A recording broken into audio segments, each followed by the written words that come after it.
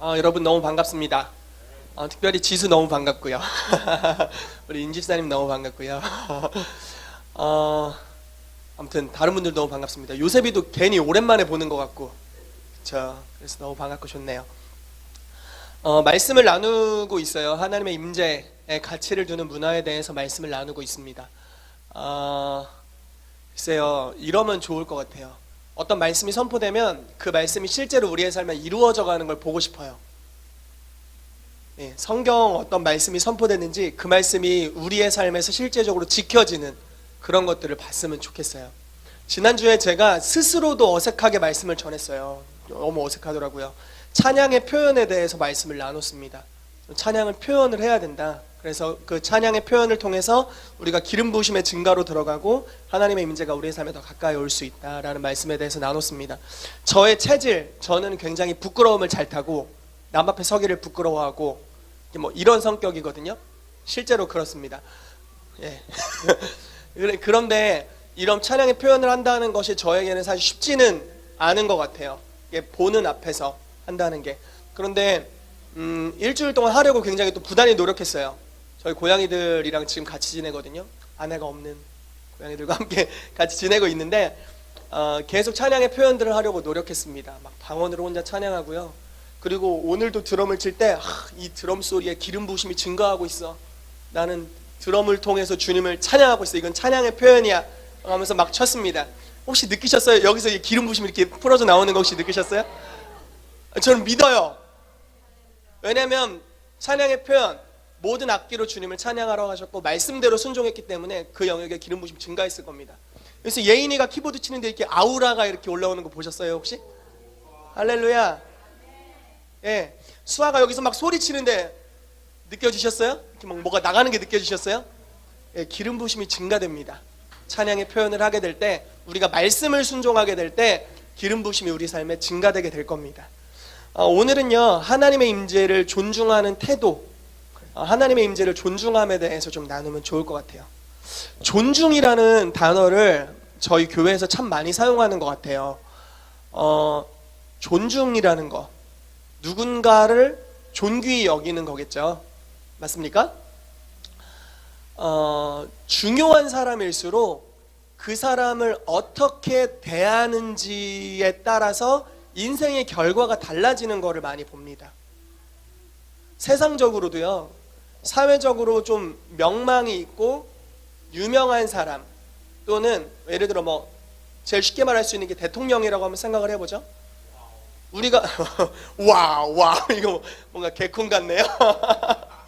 예, 명망이 있는 사람을 우리가 만약에 괄시하고 멸시한다, 그러면 그 사람으로부터 좋은 것들을 얻지 못할 것입니다. 그렇지만 우리가 그 사람을 존중히 여기고 그 권위 안에 속해 있다고 믿는다면 그 사람의 권위로부터 오는 혜택을 느끼게 될 겁니다. 성경에 아주 좋은 예가 하나 있어요. 엘리사 선지자를 대접했던 한 부부가 있었어요. 엘리사는 선지자의 기름 부음을 가진 사람이었죠. 그리고 엘리야보다 딱 2배의 기적을 행했던 사람입니다. 어마어마한 사람이었어요. 그런데 엘리사가 그러니까 이 두 부부가 한 쌍의 부부죠. 한 쌍의 부부가 엘리사가 지나가는 곳에 항상 그 자기 마을이 있었고 자기 집이 거기 있었습니다. 그래서 엘리사가 자기 마을에도 자주 들리고 이쪽을 항상 지나다니는 것에 대해서 알게 되었어요.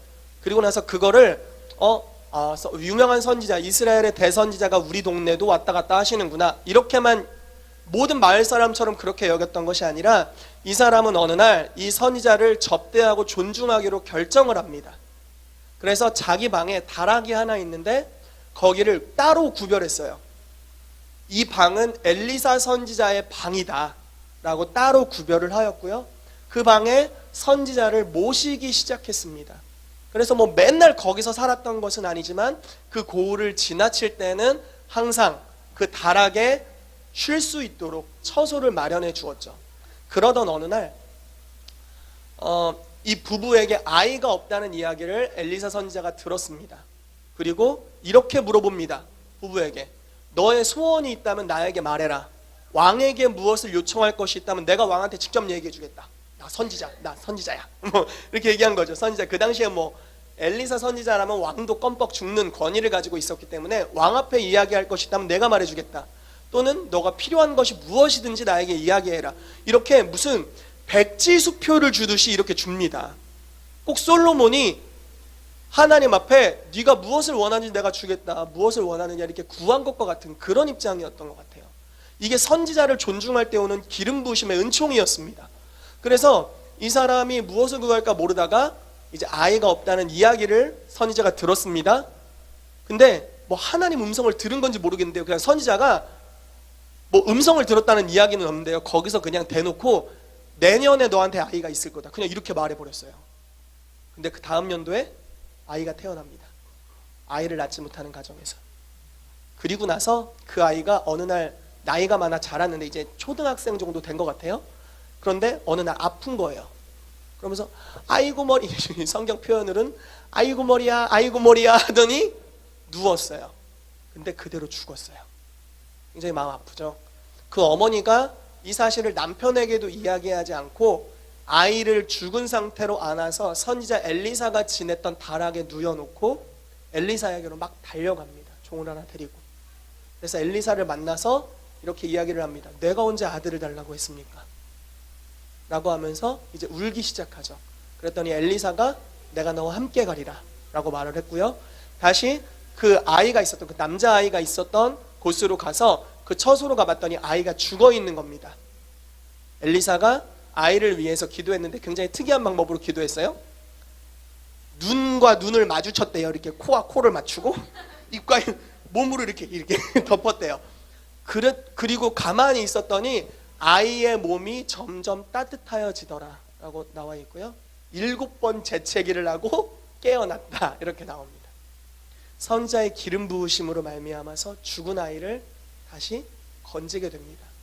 그리고 이스라엘의 어느 날 하나님의 음성을 엘리사가 듣습니다. 아, 이스라엘에 한 7년 정도 기근이 있을 것이다 라는 음성을 들었어요. 그리고 나서 이 여인의 집안에다가 이야기를 해줍니다. 여호와께서 내게 이스라엘에 기근이 있을 거라고 말씀하셨다. 너는 잠시 다른 나라, 기근이 없는 다른 나라에 피해 있다가 기근이 끝나거든 이 나라로 오라 라고 예언을 해줍니다. 선지자의 예언으로 말미암아서 기근을 당하지 않고 풍요함 가운데 있게 됩니다. 그리고 다시 그 땅에 돌아왔을 때 선지자가 왕 앞에 직접 이야기를 해줍니다. 이 여인은 이스라엘 백성이고 자기 소유를 놓았다 간 자였는데 이제 이 사람의 소유를 다시 되찾는 것이 마땅합니다 라고 이야기를 해줘서 여인이 자기 소유를 다시 갖게 됩니다. 자, 지금 제가 무슨 이야기를 드리는 거냐면요, 엘리사 선지자를 존중함으로 엘리사 선지자의 삶의 역사하신 하나님을 존중하는 꼴이 된 겁니다. 그리고 그 하나님의 임재를 존중하는 것이 되었기 때문에 임재로부터 오는 모든 것들을 이 사람은 누릴 수가 있었습니다. 예수님께서 엘리사와 엘리야 시대를 비유하시면서 이렇게 말씀하세요.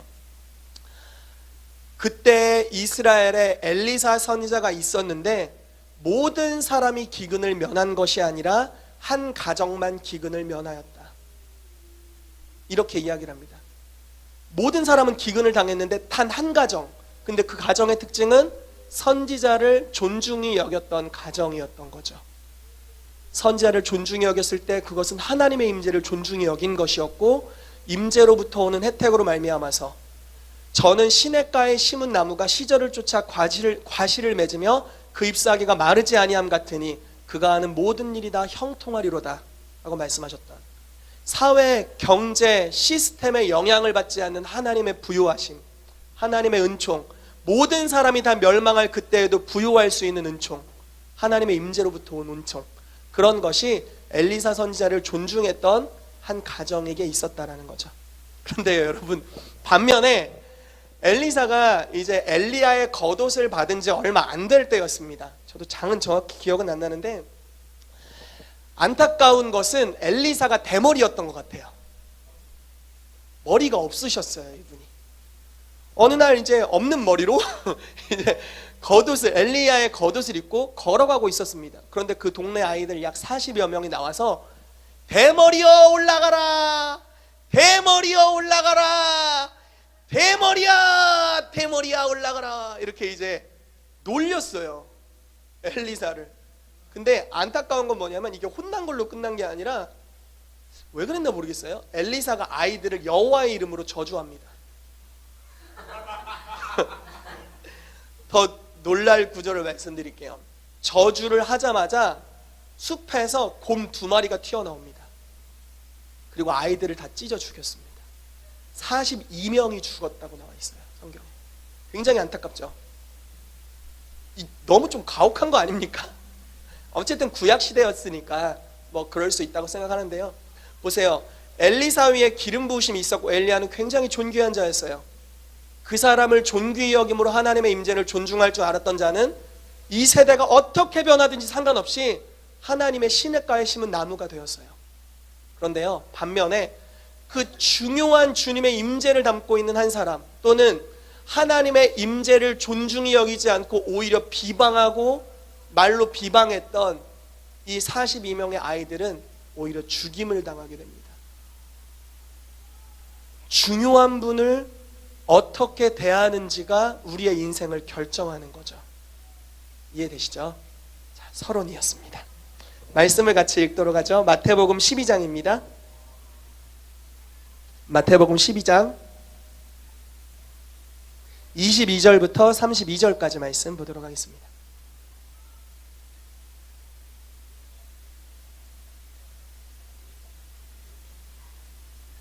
자, 마태복음 12장 22절에서 32절까지 말씀.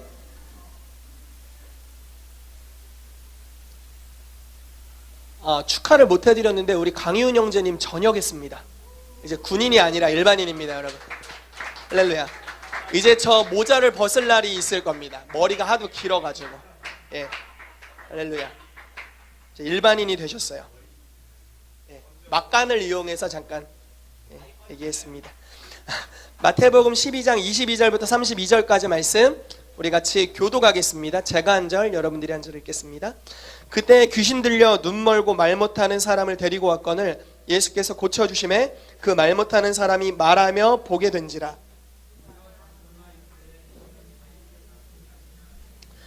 같이 제가 먼저 읽을게요. 바리새인들이 듣고 이르되 이가 귀신의 왕 바알세불을 힘입지 않고는 귀신을 쫓아내지 못하느니라 하거늘. 자, 크게 읽어주십시오.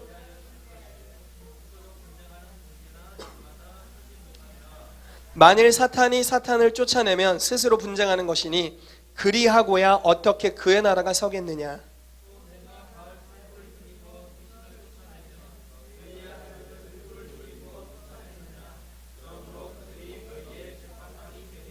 그러나 내가 하나님의 성령을 힘입어 귀신을 쫓아내는 것이면 하나님의 나라가 이미 너희에게 임하였느니라.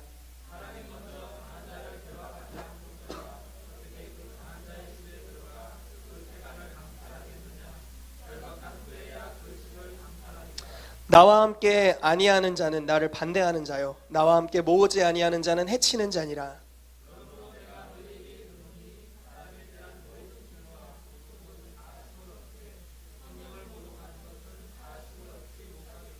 또 누구든지 말로 인자를 거역하면 사하심을 얻되 누구든지 말로 성령을 거역하면 이 세상과 오는 세상에서도 사하심을 얻지 못하리라. 아멘.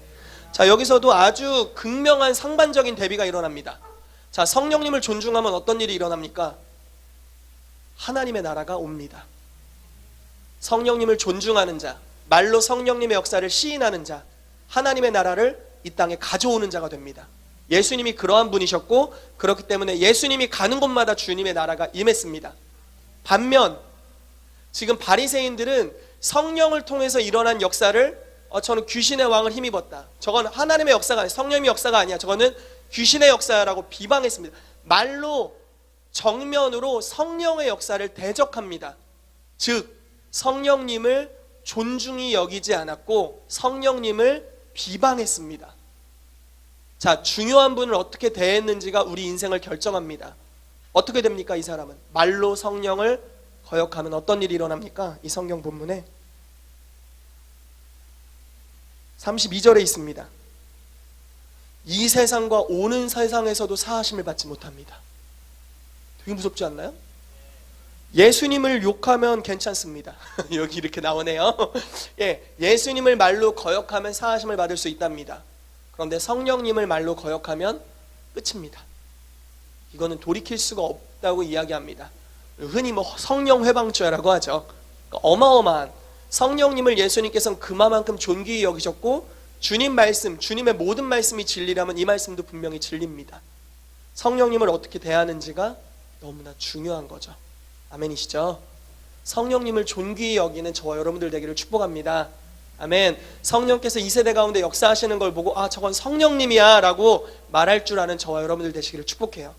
그렇게 축복함으로 말미암아서 저 지역에서 일어나고 있는 하늘의 역사들이 이제 여러분들의 것이 되기를 축복합니다. 아멘. 자, 여러분 예수님은요 성령을 힘입어 사역하셨어요. 예수님의 삶에는 예외 없이 능력이 나타났습니다. 예수님이 컨디션이 좋을 때든 안 좋을 때든, 심지어 자다가 깬, 여러분 자다가 바로 깨면 정신이 멀뚱멀뚱합니까? 아니면 조금 요럽니까? 좀 이렇죠. 예, 표현은 뭐 잘 되나 모르겠어요. 이럴 거예요, 좀 이렇게. 그런데 예수님은 자다 깼는데도 폭풍을 멈추겠어요. 예수님은 졸아도 능력 있어요.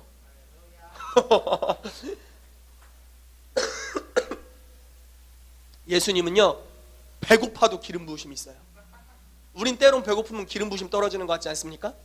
당이 떨어지듯이 뭔가 이렇게 영감이 떨어지는 것 같은데, 예.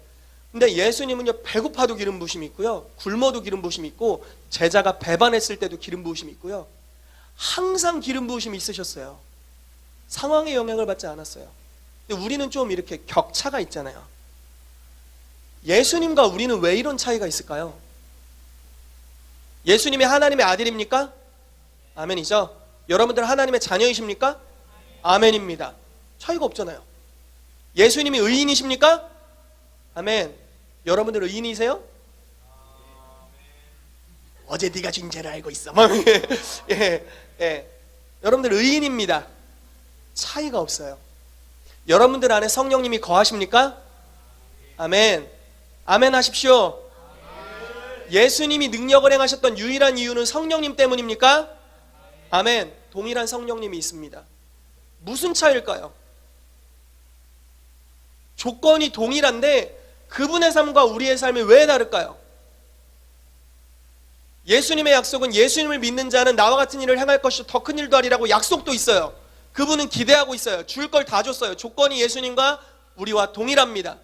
도대체 뭐가 차이가 나는 겁니까? 제가 믿기는 존중함입니다. 성령님과의 친밀함, 존중함. 예수님은 성령을 한 번도 근심시키신 적이 없을 겁니다. 그렇죠? 세례 요한이 말하기를 예수님은 한량 없는 성령을 받으셨대요. 성령님이 계속 쏟아 부어지셨다, 뭐 이런 표현인 것 같습니다. 여러분들에게도 성령님이 계속 부어지고 계세요? 아멘. 부어지고 있습니다. 동일하게 성령님이 계속 부어지고 있어요. 예수님 안에 임하셔서 예수님을 죽은 자 가운데서 다시 살리신 그 성령님이 지금 여러분들 안에도 역사하고 계십니까? 아멘. 그렇게 하고 계십니다. 그렇다면 차이는 뭡니까? 우리는 때로는 성령님을 근심시킵니다. 때로는 성령님을 소멸하죠. 기름 부으심을 까먹는다는 거예요. 그런데 예수님은 단 한 번도 그러신 적이 없습니다. 그분은 성령님을 존중했다는 겁니다. 그리고 존중하는 법을 알았다는 거예요. 우리는 그것이 아직 약하다는 겁니다.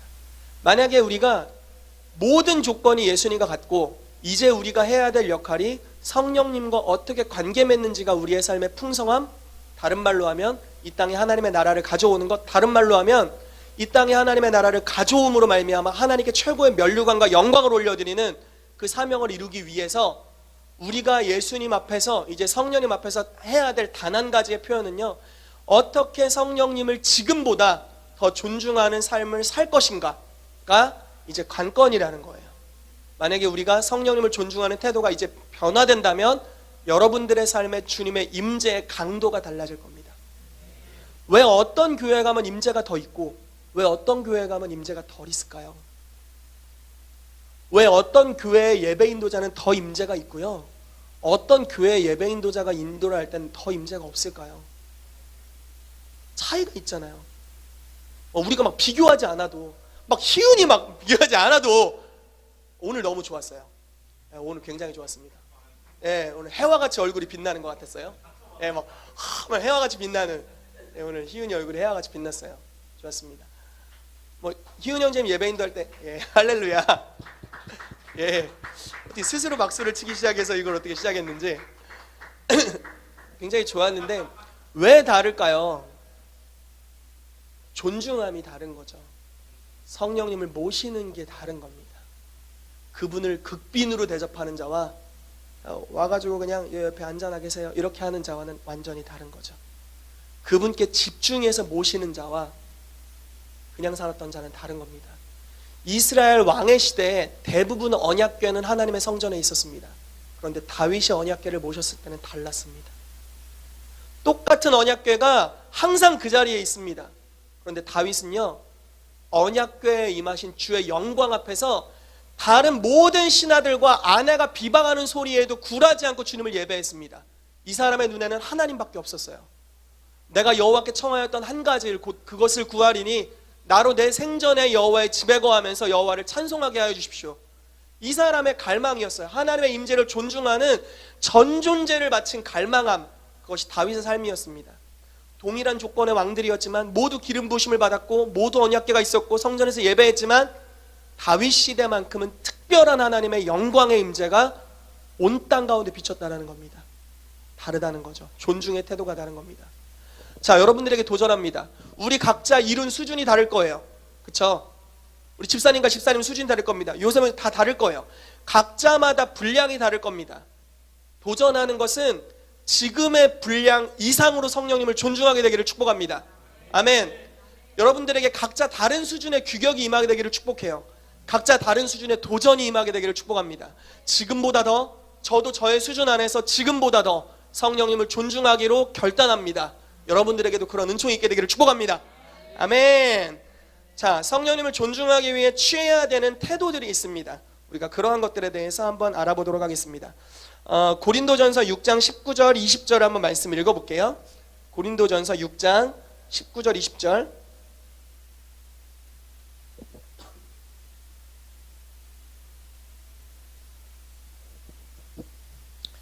자, 보십시다. 고린도전서 6장 19절 20절 읽겠습니다. 시작. 너희 몸은 너희가 하나님께로부터 받은 바 너희 가운데 계신 성령의 전인 줄을 알지 못하느냐? 너희는 너희 자신의 것이 아니라 값으로 산 것이 되었으니 그런즉 너희 몸으로 하나님께 영광을 돌리라. 아멘. 여러분들 몸이 무엇입니까?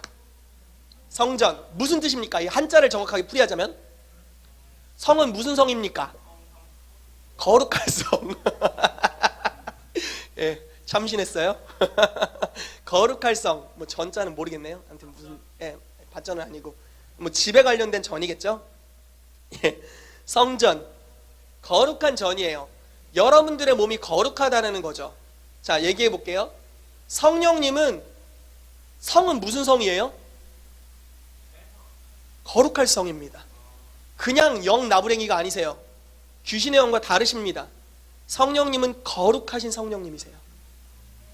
거룩하신 성령님은요, 거룩한 처소에 임하십니다.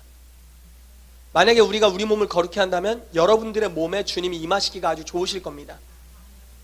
참으로 감사하면서 안타까운 것은 주님께서는 우리를 떠나지 않기로 결단하셔서 여기 계시다라는 거예요. 참으로 감사한 일입니다.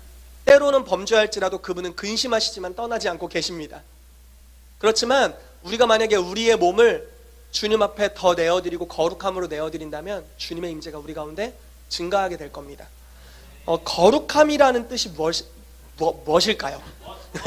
예, 무엇일까요? 거룩함은 무슨 뜻입니까?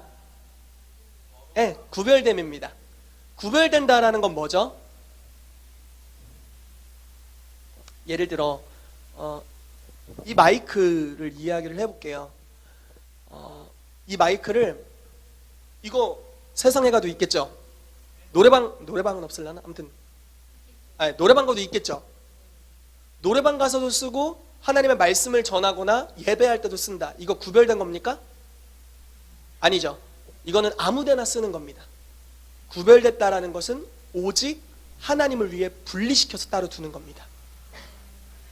만약에 이 마이크에 기름 부으심이 더 임하기 원한다. 말이 되는지 모르겠는데 어쨌든 이 마이크에 기름 부음이 더 임하기 원한다. 그럼 어떻게 해야 될까요? 마이크를 오직 한 가지 목적을 위해 구별하면 됩니다. 그러면 그게 거룩이라는 뜻이에요. 거룩하게 구별하면 거룩한 주님의 영이 임하시기가 아주 좋은 상태가 되는 거죠. 구별됨이 필요하다라는 겁니다. 자, 그런데요, 여러분, 이 구별됨이라고 이야기할 때는 여러분들이 만약에 구별한다면 뭘 구별할 수 있을까요? 삶을 구별할 수 있겠죠? 또 뭐 구체적으로 뭘 구별할 수 있을까요? 시간을 아주 중요한 이야기죠. 시간을 구별하는 것 너무 중요한 것 같아요. 우리가 주일 예배 시간이 있죠. 이 시간은 뭡니까? 구별했죠. 저는 여기서 막 뛰어노는 거 너무 좋습니다. 그런데 이 시간은 우리가 주님께 집중하기로 결단하고 구별된 시간이죠. 시간을 구별했더니 구별된 주의 임재가 임하시기가 아주 좋은 상태가 되는 거죠. 아멘이죠. 만약에 우리가 집에서 내 개인의 삶에서 하나님 8시부터 9시까지는 주님을 위해 완전히 드리겠습니다 라고 시간을 하나님을 위해 따로 구별하여 드린다면 어떤 일이 벌어질까요? 그건 존중함이 되겠죠. 엘리사 선지자를 모신 것과 같은 공간을 구별했고 시간을 구별해서 주님의 처소가 되게 했다. 이런 것이 되겠죠. 예전 일인데 지금도 그러신지는 모르겠어요. 바울 목사님이 이제 예배자로서의 비전을 가지시고 저한테 한번 어느 날 이런 얘기를 한 적이 있어요. 내 목소리는 하나님께 예배를 위해서 드렸기 때문에 노래방 가서 노래를 부르지 않겠다. 지금 지키시는지 모르겠어요. 여러분 질문하지 마세요. 예. 아무튼 그 당시에 그렇게 이제 결단하셨어요. 좋은 겁니다. 근데 만약에 누가 이걸 요구했다면 율법이에요. 그렇게 하면 안 돼요. 그런데 본인 스스로 결단했다면 그것은 아주 좋은 것이죠. 예, 아주 좋은 겁니다. 예를 들어 뭐 다 할 수 있을 거예요. 기타, 여기 제 기타가 있어요. 기타를 가지고 주님, 내가 이 기타로는 주님만을 노래하겠습니다. 가요 부르고 싶을 때 그냥 기타 하나 더 사는 거예요. 그래서 얘는 가요용, 얘는 예배용. 예를 들어 이렇게 구별해 버리는 겁니다. 그럼 어떤 일이 벌어질까요? 이 기타가 거룩해졌기 때문에 거룩함 위에 주의 임재가 더 증가됩니다. 성령님이 존중을 받으신 거죠. 왜냐하면 성령님은 거룩하신 분이기 때문에 그래요. 만약에 예전에 제가 어렸을 때 이런 일을 했었는데 제 방이 있었어요. 제 방에서 내가 이 장소를 지성소와 같이 만들리라 라고 결단을 했습니다. 저희 아버지께서 뭐 로타리 클럽 이런 거를 하셨어가지고 일본에 이렇게 자주 왔다 갔다 하셨어요. 그럼 막 이상한 우상단지 비슷한 거를 갖고 와가지고 왜 하필 내 방에 놓는지 모르겠어요. 예, 제 방에 놨어요. 그러면 굉장히 기분이 나쁘더라고요. 이제 어느 날 주님 앞에서 결단을 했어요. 내가 이 방을 구별하리라. 그게 제가 20살 때였나 21살 때였던 것 같아요. 그래서 그 방에서는 어떠한 오락도 하지 않을 거다. 대단한 결단이었어요. 지금 생각하면 굉장한 결단이었는데 이 안에서는 어떠한 분냄도 있지 않을 것이다. 이 장소는 오직 주님만 높일 거다 라고 결단을 해버렸어요. 그리고서 그 방에 들어갈 때마다 아무리 화가 나고 힘들어도 주님을 예배했어요. 방에서 나태하게 있지 않고 오직 하나님만 예배했어요. 그리고 방에 있는 시간 막 성경 보고 경건 생활하고 시간과 장소를 구별해 드렸어요. 그런데 어느 날부터 그 방만 들어가면 임재가 있는 거예요. 왜냐하면 구별되었기 때문에 그런 것이죠. 구별됨이 굉장히 중요하다라는 거죠. 말씀 하나를 읽으면서 우리가 이거에 대해 좀 다루면 좋을 것 같아요. 말씀이 좀 긴데요. 디모데전서 4장 1절에서 16절 같이 보겠습니다. 디모데전서 4장 1절에서 16절 말씀을 보겠습니다.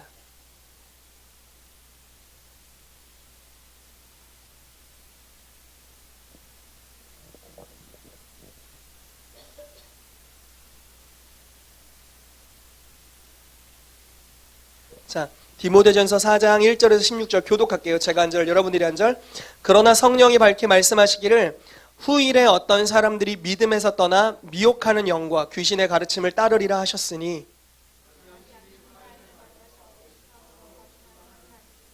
혼인을 금하고 어떤 음식물은 먹지 말라고 할 터이나 음식물은 하나님이 지으신 바니 믿는 자들과 진리를 아는 자들이 감사함으로 받을 것이니라.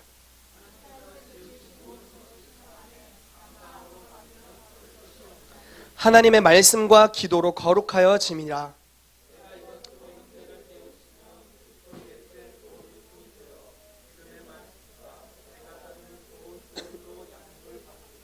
망령되고 허탄한 신화를 버리고 경건에 이르도록 내 자신을 연단하라.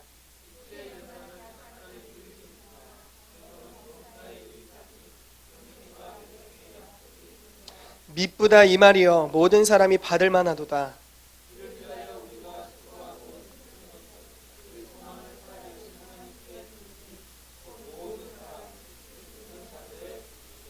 내가 이것을 명하고 가르치라.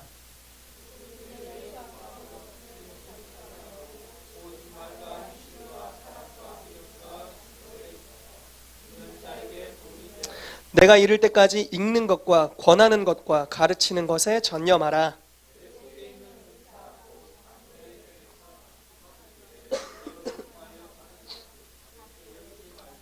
이 모든 일에 전심전력하여 너의 성숙함을 모든 사람에게 나타나게 하라.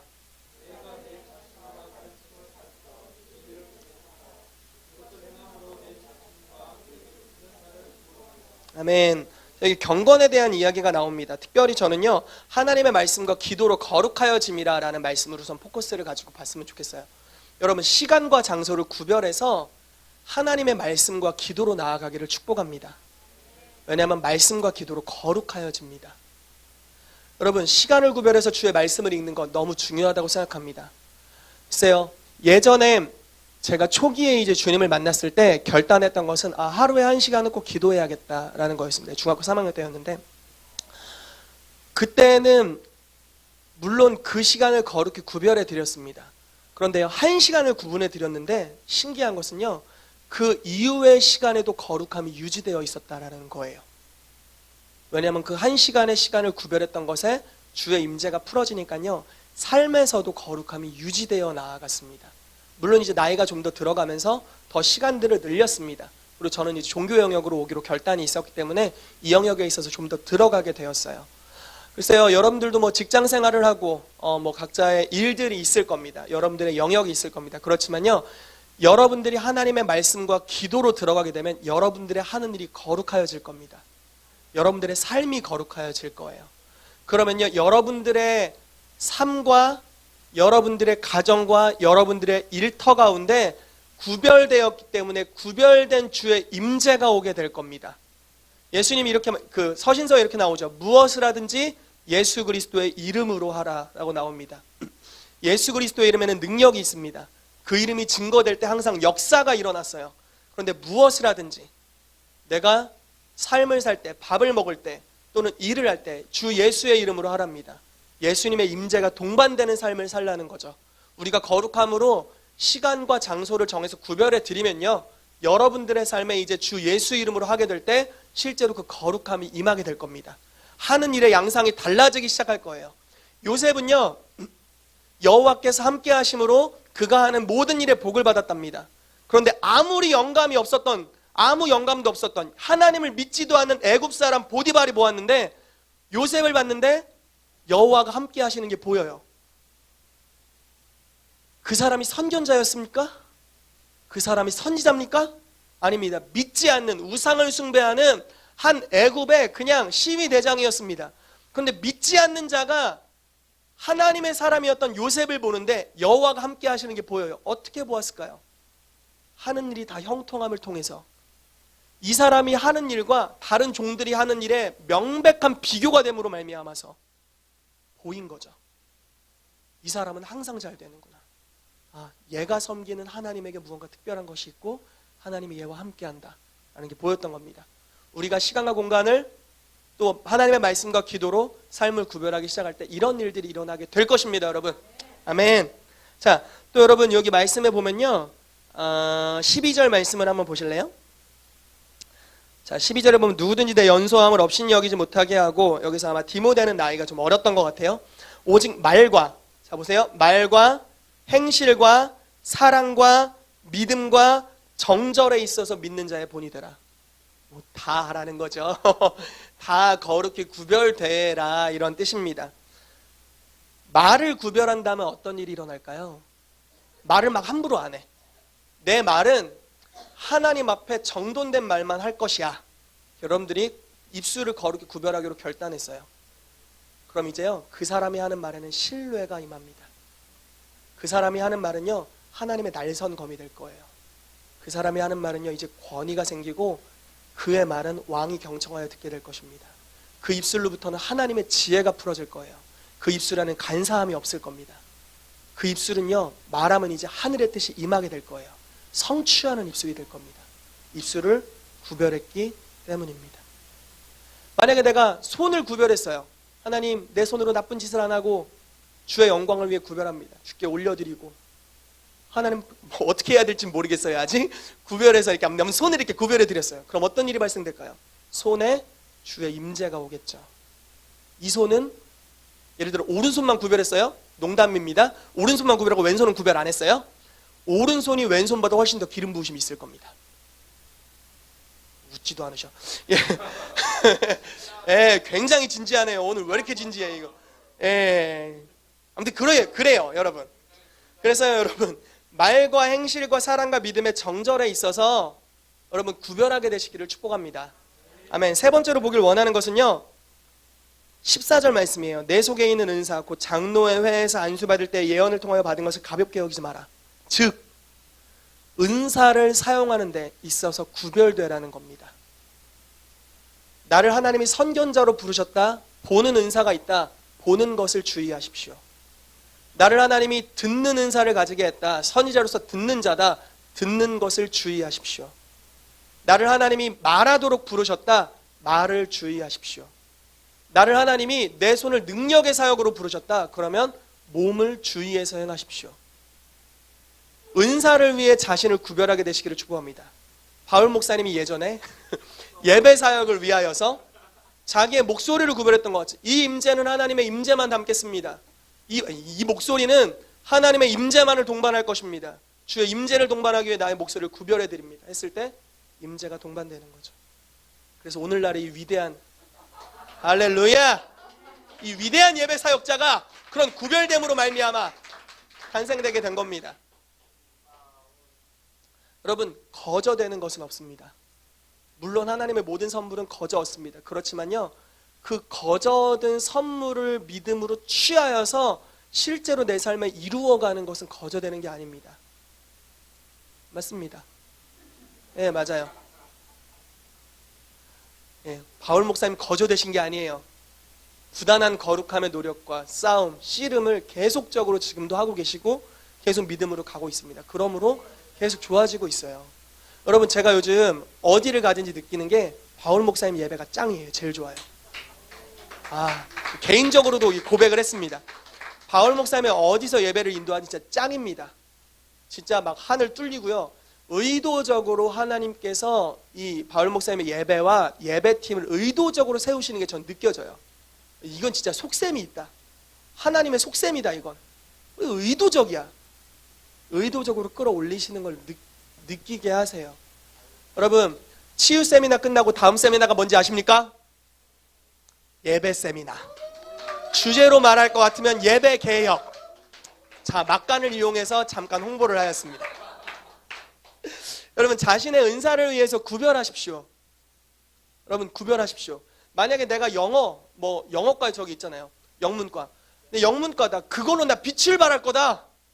그러면 영어 공부하는 시간을 구별해야 됩니다. 기도만 너무 많이 하면 안 돼요. 영어로 기도해야죠. 할렐루야. 할렐루야, 영어 할렐루야.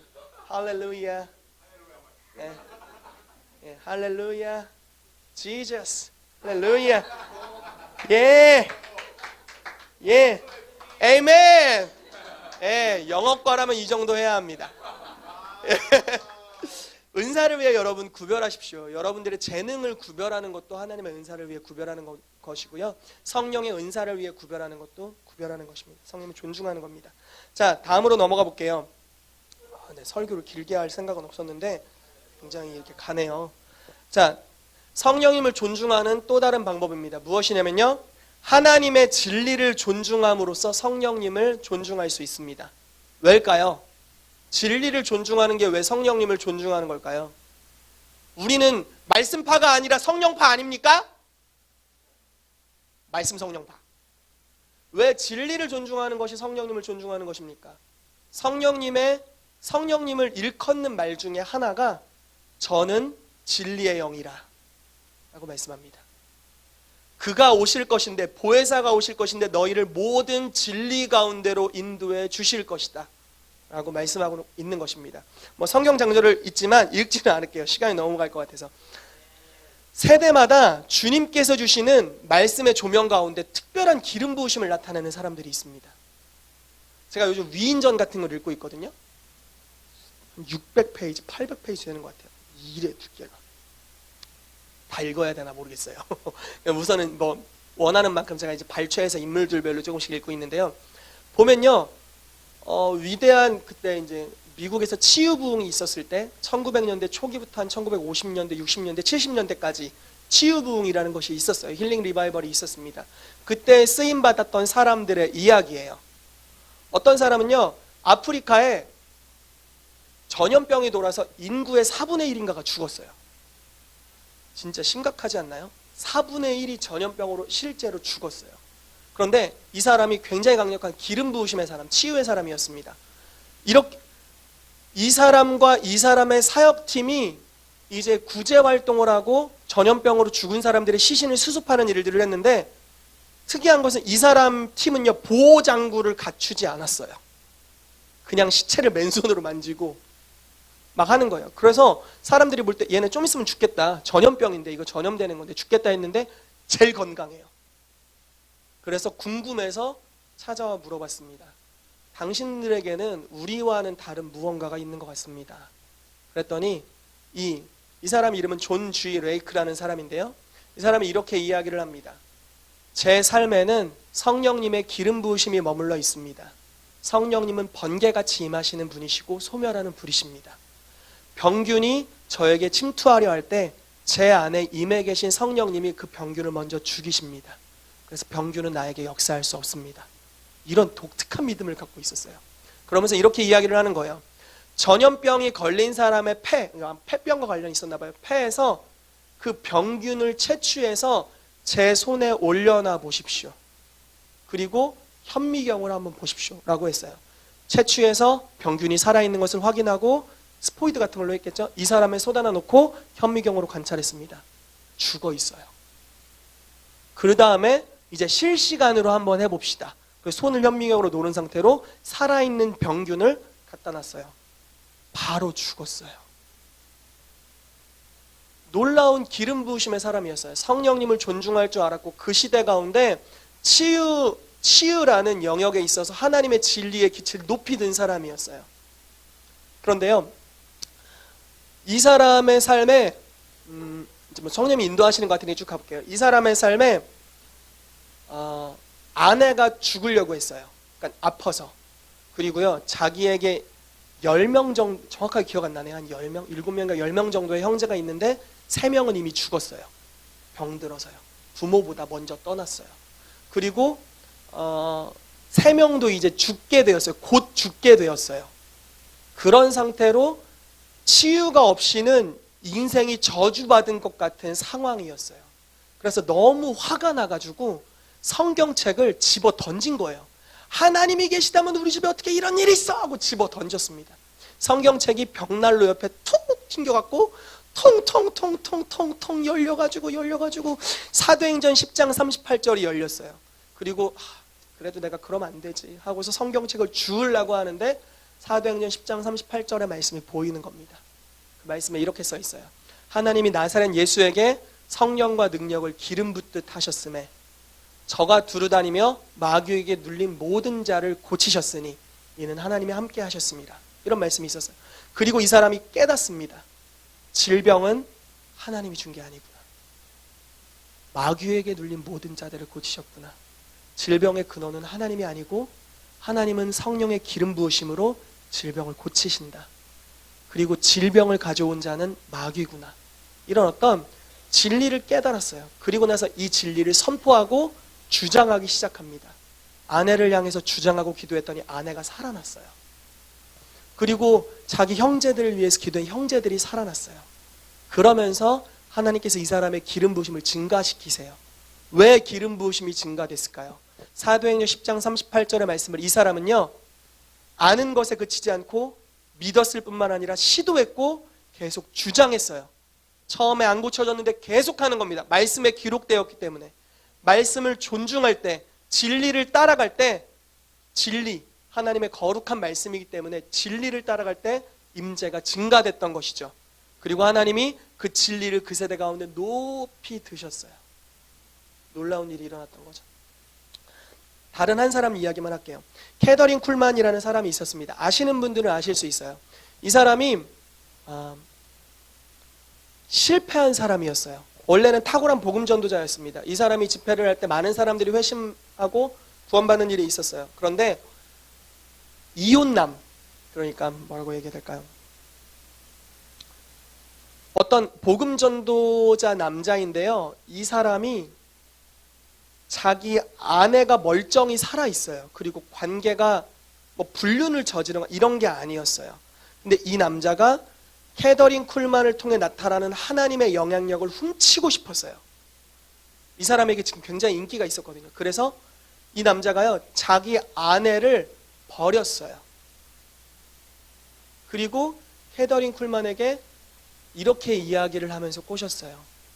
내 아내가 그냥 나를 떠났습니다. 제가 주님의 사역을 하니까 제 아내가 저를 떠났네요 라고 하고서 자기는 버림받았다고 이야기를 하고 자기 이혼을 합법화시키고 속인 거죠. 그리고 나서 캐더린 쿨만과 결혼을 했어요. 근데 캐더린 쿨만을 이렇게 꼬셨을 때 주변의 모든 사람들이 캐더린한테 이야기를 했어요. 이 사람 이상하다. 이 사람은 너가 좋은 게 아니다. 거짓말하는 것 같다. 수많은 중보자들이 경고를 했는데 못 알아들었어요. 그리고 결혼을 했어요. 결혼하고 몇 년 되지 않아서 또 이혼을 했어요. 글쎄요, 지금 시대가 아니라 이때가 1900년대 초반 한 50년 막 이럴 때였어요. 1950년, 60년 이럴 때였기 때문에 지금보다 더 인식이 좀 더 율법적이거나 약간 이랬을 것 같아요. 그러니까 이 사실이 알려지는 곳마다 이 사람이 굉장히 비방을 당했고요. 어려움을 당했어요. 그런데 어느 날 이제 남편을 떠나기로 결단하고 이 사람과 사는 것이 주의 뜻이 아니고 하나님의 사역을 할 수 없다는 걸 깨닫고 떠났어요. 이제 버린 거죠. 그리고 나서 하나님, 나는 자기를 부인하고 내 삶의 안락함을 부인하고 주를 쫓겠습니다라고 결단하고 나서 성령님을 존중하는 법을 이분이 배웠어요. 그래서 이분의 삶에서는요, 질병은 마귀로부터 왔다는 얘기를 결코 하지 않았대요. 왜냐하면 그 당시 치유 부흥이 일어났을 때 치유 부흥사들이 사람들을 함부로 대하는 걸 많이 봤어요. 예를 들어 막 안수를 한다고 막 머리를 빡 때리고 뭐 이런 거 있잖아요. 좀 비인격적인 사용 여러분도 당해보신 적 있으세요? 배 때리는 거예요. 막 하! 하면 넘어지는 척 해야 돼. 아파 막 이러면서 성님 역사하신 척 해야 되는 그런, 뭔가 막 밀고 심하게 넘어뜨리고 성령으로 말미암지 않은 인위적인 작용들이 굉장히 많았고, 캐더린 쿨만 여사가 봤을 때 성령님은 너무나 인격적이시고 그분은 사람들을 너무나 사랑하시는데 함부로 대한다. 그 하나님의 인격성과 사랑에 대한 진리가 이 사람에게 꽂힌 거예요. 계시가 되었어요. 그래서 그 부분을 강조해서 사역 가운데 드러내기 시작했어요. 성령님을 존중해 드렸어요. 그리고 사람들의 인격을 존중했어요. 집회 시간에 아무도 안수하지 않았대요. 그런데요, 그 사람의 집회에 가는 곳마다 이적과 기사가 일어나고 휠체어를 타고 왔는데 말씀을 듣다가 그냥 휠체어에서 본인이 일어나요. 목발을 짚고 왔다가 목발을 그냥 자기가 던지고, 암을 가지고 왔는데 그냥 암이 치유돼요. 어떻게 그런 일이 일어났는가? 성령님을 존중하는 문화, 그리고 한 사람 한 사람의 인격을 사랑하시는 하나님의 사랑의 진리가 존중되었을 때 그것들이 드러나게 된 거죠. 그래서 이 두 사람 다르죠? 이 사람은요, 질병이 마귀로부터 왔다고 믿었어요. 그래서 이렇게 사역했대요. 여러분 글쎄요, 이거 어디까지 취할 수 있을지는 한번 그냥 들어보세요. 존지 레이크가 먼저 치유 사역을 합니다. 그럼 낫은 사람은요, 집에 돌려보내요. 그런데 안 낫을 수 있잖아요. 치유 사역하다가 안 낫은 사람들은 그 사모님이 굉장히 강력한 지식의 말씀과 영분별의 은사를 가지고 있는 사람이었어요. 그래서 사모님이 가서 죄를 지적해줘요. 그래서 그 죄를 회개하게 해요. 그리고 나서 존 지 레이크가 다시 안수를 합니다. 그러면 많은 사람들이 치유가 되었대요. 죄의 근거로 사단이 역사했고 그 죄가 회개되니까 뭐 이런 일이겠죠. 근데 글쎄요, 이거 어디까지 우리 적용할 수 있을지 모르겠어요. 우리가 뭐 치유 사역한다고 막 당신은 이런 죄가 있고 이런 죄가 있고 회개해야 치유받아요, 이렇게 하진 않겠죠. 우리는 좀 그런 스타일은 아닌 것 같은데요. 어쨌든 이 사람은 그 진리를 존중했고 이 사람은 또 다른 진리를 존중했어요. 논리적으로 생각하면 이걸 존중하는 사람은 이렇게 하기 힘들고요, 이걸 존중하는 사람은 이렇게 하기 힘들어요. 오늘날 시대적으로 하나님께서 많이 일으키시는 진리를 높이 드시는 진리들이 있어요. 예배에 대한 계시들, 말씀에 대한 계시들, 성령님을 존중함에 대한 계시들, 자유함에 대한 계시들. 한 번은 이런 생각을 했어요.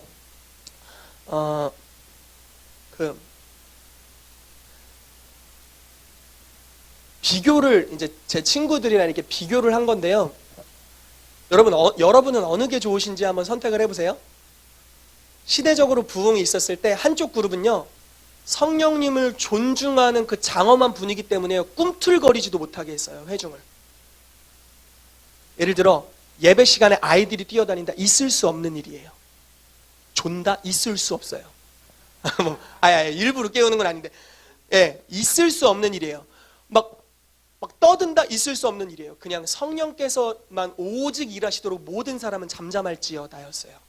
그리고 그 집회에 정말 하나님의 강력한 역사가 있었어요. 캐더린 쿨만의 스타일이었어요, 그게. 그리고 베니 목사님도 약간 이런 타입의 사역을 하신다고 제가 들었어요. 반면에 여기는 우린 좀 이쪽인 것 같아요. 웃음을 동반한 성령의 이적과 기사가 동반되는 사람들이 있어요. 여기는요, 엄청 소란스러워요. 막 깔깔깔깔깔깔 거리면서 막 말씀을 전해요. 설교하다 말고 계속 웃어. 설교자가 웃어요. 하다가 예전에 한국에도 그런 강사가 온 적이 있어요. 제임스 골이라는 선지자가 왔는데요, 마가복음 8장 나 막 한 5분 웃다가 마가복음 8장 근데 웃는데 성령의 기름 부으심 막 풀어져요. 주의 임재가 넘쳐요. 막 기뻐요. 막 저기서도 웃고 저기서도 웃고 막 서로 총을 쏘라고 시켜요. 왜 그런 짓을 시키나 모르겠어요. 막 성령님의 총을 쏘라고 빵빵하고 막 완전 무슨, 진짜 웃겼어요. 정말 웃기고 이게 말이나 되나 싶은데 성령님의 강력한 역사가 있고 이적과 기사가 동반되는. 자, 스타일이 달라요. 여기는 꿈틀거려도 안 되고요, 성령님은 오직 집중되세요. 여기는 좀 더 자유함이 풀어지되 좀 산만해요. 확실히 산만합니다. 무질서 안에 있는 성령님 역사하시는 질서겠죠. 산만함이 있어요. 글쎄요, 지금 우리로 보면 약간 이쪽이 가까워요. 좀 산만한 쪽이 가깝습니다. 그래서 성령님을 환영합니다, 이런 게 이제 약간 그런 쪽의 흐름이라고 볼 수 있어요. 그런데요, 우리는 시대적인 부흥들을 보면서 그때마다 드러난 진리들을 하나만 알고 있는 게 아니라 여러 가지를 알 수 있어요. 우리가 역사를 조금만 공부한다면 우리는 시대적으로 나타난 부흥이 어느 말씀을 주제로 일어나는지를 알 수 있어요.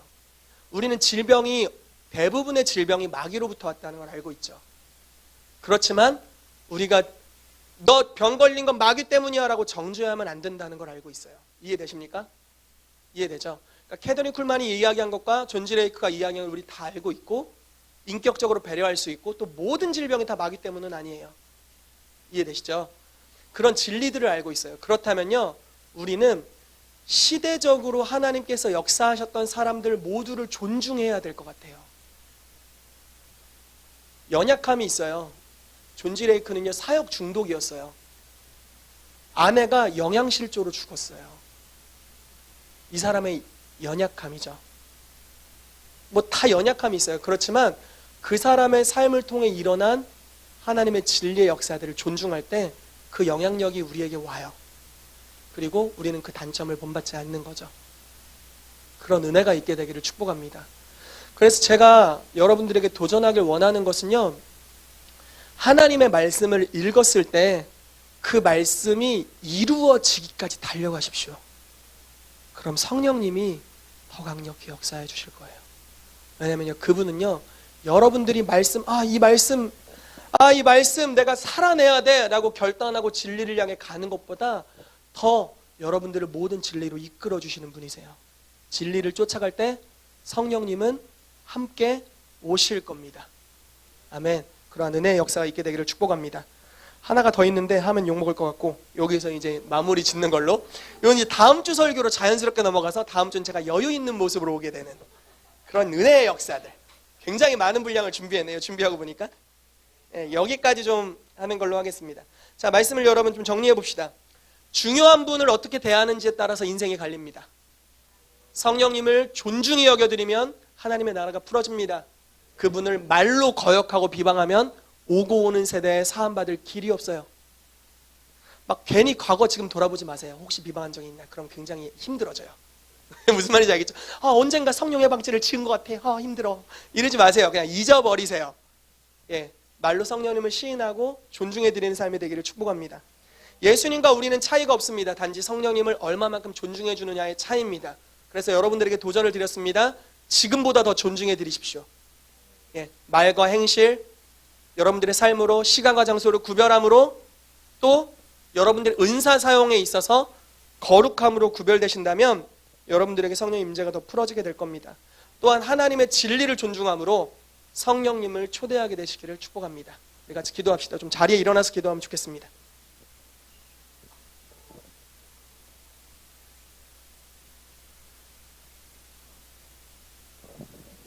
우리 손을 주님께 올려드립시다. 높이 좀 올려드려 볼까요? 성령님 환영합니다. 우리가 주님의 거룩하신 임재를 맞이하기를 원합니다. 물론 우리 교회 성도들 정도면 다 성령님을 존중하는 삶을 살았을 것입니다. 하나님, 우리가 그렇지만 더 가길 원합니다. 그분이 정말 예수님이 그분을 높여드리셨던 수준으로 우리의 그 기준이 높아지기를 구합니다. 아까 나눴던 것 같이 바울 목사님이 자기의 목소리를 구별한 것 같이 구약의 나실인 제도가 있어서 평생을 구별한 자도 있지만 어떤 예를 들어 1년을 구별해서 내가 1년의 삶은 하나님께 거룩함으로 드리겠습니다 라고 했던 것 같이 시간과 장소를 구별하고 몸을 구별하는 오늘 거룩한 결단들이 여러분들에게 있게 되기를 축복합니다. 이 시간 손을 들은 상태로 여러분들의 각자의 고백으로 좀 결단하며 기도하십시오. 시간과 장소를 구별하는 기도를 드려도 좋고요, 주님 내가 말을 구별하겠다고 고백하셔도 좋고요, 내가 몸과 눈을 구별하겠습니다, 듣는 것을 구별하겠습니다, 나의 은사를 구별하여 사용하겠습니다 결단하셔도 좋고요, 어찌됐건 여러분들이 거룩하게 구별됨으로 주님의 거룩한 처소를 마련해 드리기를 이 시간 축복합니다. 우리 각자의 고백으로 결단하면서 주님 앞에 기도하며 나아가겠습니다. 같이 기도하겠습니다. 살아계신 하나님 감사드립니다. 성령님 운행하여 주시옵소서. 주님, 우리의 말과 행실과 우리의 몸을 주님 앞에 드립니다. 주님, 우리 가운데 역사하여 주시옵소서. 성령님, 이 시간 나의 손을 거룩함으로 구별해 드립니다. 주님, 나의 눈을 주께 구별하여 드립니다. 나의 말, 나의 언행을 주께 구별하여 드립니다. 주님, 무릇지칠 만한 것보다 내 마음을 지키라. 생명의 근원이 이에서 나비를 하셨사오니 이젠 내 마음을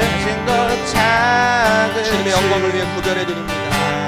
주님, 내 삶에 24시간, 하루에 24시간을 주셨는데 내가 많은 시간들을 주께 구별해 드리길 원합니다.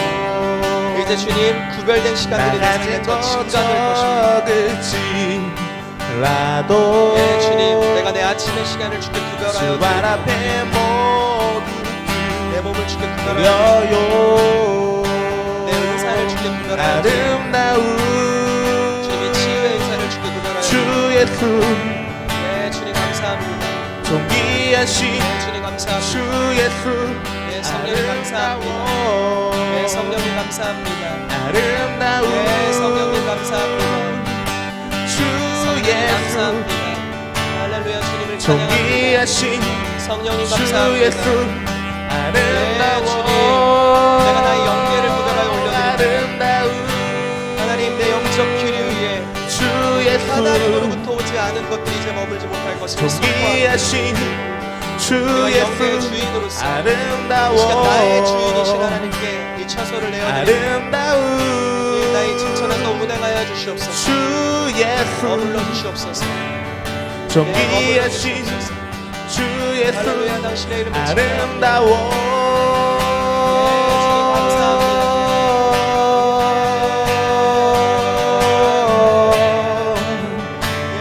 존귀하신 주 예수 아름다워 성령님 감사합니다. 아름다워 주 예수 귀하신 주 예수 예수님께서 이렇게 말씀하셨습니다. 누구든지 말로 성령을 거역하면 오고 오는 세대에 사함을 받지 못하리라. 또 성경의 다른 구절에 예수님께서 이렇게 말씀하십니다. 누구든지 사람들 앞에서 인자를 인정하고 시인한다면 내가 아버지와 하늘의 천사들 앞에서 그를 시인하리라 라고 말씀하십니다.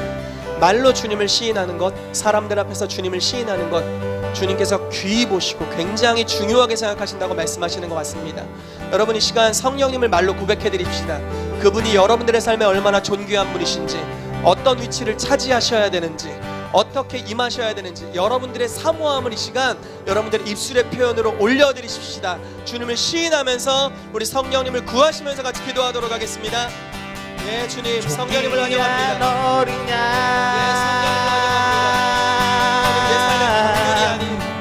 내 삶에 거주하시기를 원합니다. 어린 양 주님, 내 삶에 거주하시기를 구합니다. 내 삶에 운행하시기를 구합니다. 존귀한 어린 양 예, 성령님 사랑합니다. 성령님 사랑합니다. 존귀한 어린 양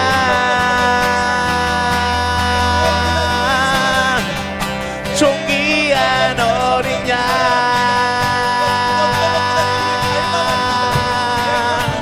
존귀한 어린 양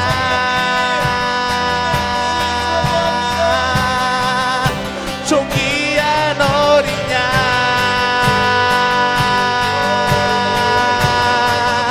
존귀한 어린 양 내 삶에 더 임하여 주시옵소서. 내 삶에 더 임하여 주시옵소서. 내 삶에 더 역사하여 주시옵소서. 존귀한 어린 양 내 가정 가운데 더 운행하여 주시옵소서.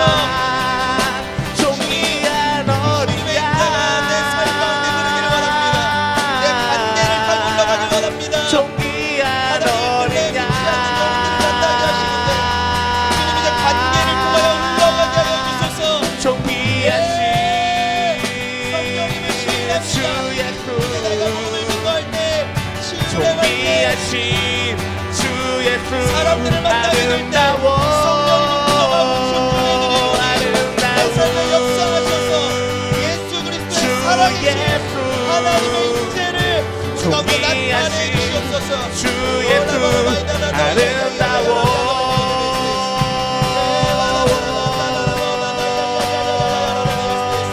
예, 성령님 환영합니다. 예, 존귀하신 주 예수 아름다워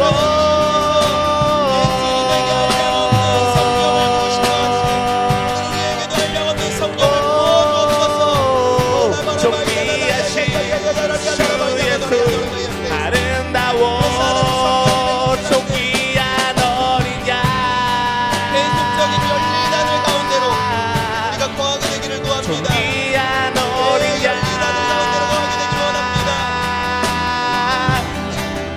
존귀한